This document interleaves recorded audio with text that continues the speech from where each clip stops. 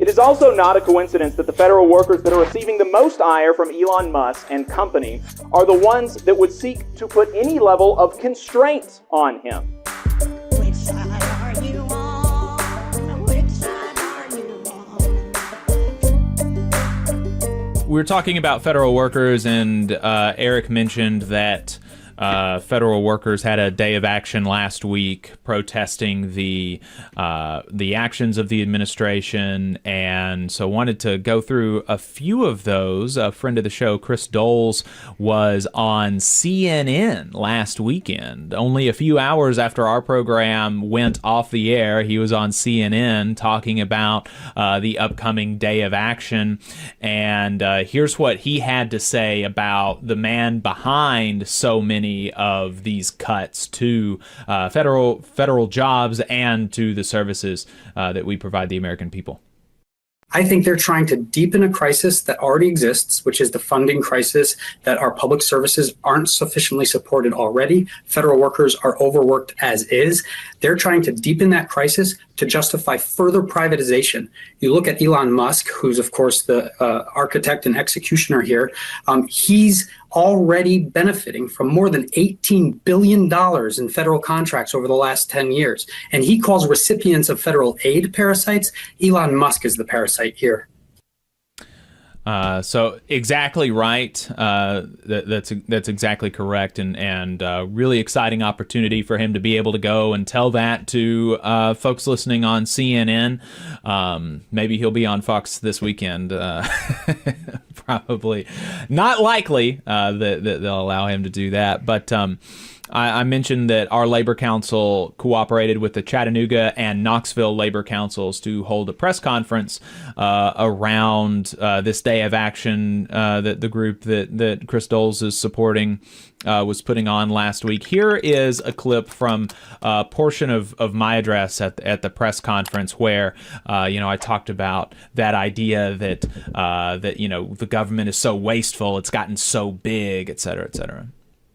First, this whole idea about the government being too big, it's gotten out of control. It is not true. It is simply not the case. Contrary to that narrative, across the government, in agency after agency, what you will actually find if you talk to the people who work for a living in these agencies is that they are underfunded and understaffed. At the Social Security Administration, they have their lowest staffing levels in 50 years. And yet, obviously, more people receive Social Security than ever in the history of this country. At the National Labor Relations Board, the agency remains understaffed after flat funding in 9 of the past 10 years. In the past 2 decades, their staffing in field offices has shrunk by 50%. We have half as many people enforcing the National Labor Relations Act as we did 10 years ago. At OSHA, the Occupational Safety and Health Administration, they have half the staff that they did in 1980. In Decatur, Alabama, where I have members, a manufacturing plant for that creates appliances for GE, only weeks ago received a fine of approximately $200,000 for the responsibility that for the death of a worker that their poor safety practices resulted in. They got the fine less than a month ago. 2 weeks after they got that fine, somebody else at that facility was taken to the hospital because of a workplace accident. When this death happened this summer, there was immediately reporting of OSHA on site. So far, and I've been monitoring it closely, there has not been any discussion in the news of OSHA investigating this workplace safety accident at this facility. The Equal Employment Opportunity Commission has 30% less staff than they did in the 1980s. At the FAA, 90% of the towers are understaffed. Hey, 5 seconds. Just wanted to say that this is only possible because of our donors. If you want to see more of this, then consider donating yourself at tvlr.fm/donate. It is also not a coincidence that the federal workers that are receiving the most ire from Elon Musk and his and company are the ones that would seek to put any level of constraint on him, because he believes that he should not have to worry about how his actions and the actions of his corporations affect others. He wants us to believe that when the National Labor Relations Board lays out clear and convincing evidence that he has fired workers at his companies because of their union support rather than their performance, that when the Consumer Financial Protection Bureau wants to ensure that whatever deals Elon's Twitter makes with Visa protects consumers, that when the FAA wants to ensure that when he blows up rockets in our airspace, it does not negatively affect Americans. He wants us to believe that all of that is just a weaponized government attacking him and targeting him rather than protecting us from him. Additionally, as Eric said earlier in the program, the percentage of workers who work for the federal government was in a steep decline until the year 2000 or so, and it's been basically flat ever since then. Federal employee compensation only makes up approximately 4% of the federal budget. Compare that to 12% for federal contractors. Eliminating jobs is simply not going to be the thing that gets us out of the deficit, if that's something that you care about. Cordell Martis, a letter carrier from here in Huntsville, talked about how letter carriers are overworked and things like that at this press conference as well. Here's Cordell. One of the things I've been hearing is about corporate takeover. As we were talking about, they mentioned Elon Musk, and I just was doing a little research myself, and we have to unite together to oppose these billionaires, because they want to lobby to Congress to pass laws and legislation that's going to be more beneficial to them and more demanded on us. Long story short, the working class, we have been the muscle of America since its inception, and we still are.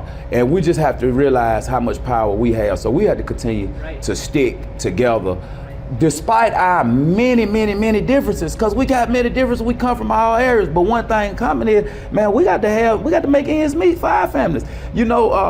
Musk and Bezos and Zuckerberg and all them, man, they got all the money, man. They don't need more kickbacks and more tax cuts to get them more money off our dime while we steadily, it reminds me, I felt myself, I said, man, I feel like the hamster on that wheel. You working harder, but you're going nowhere fast. And we've come too far in the labor movement to accept any of this. So really enjoyed his talk there, Cordell from Branch 462 here in Huntsville. We might be putting up a video of the whole press conference on our YouTube page at some point. As you could hear, there was a lot of kind of scratching noises. That's because the mic that was at the podium was difficult to see, and so we kept hitting it on accident. So I'll see if we can kind of figure that out in post and make it a little bit easier to listen to for the full clip, for the full video if we put that out.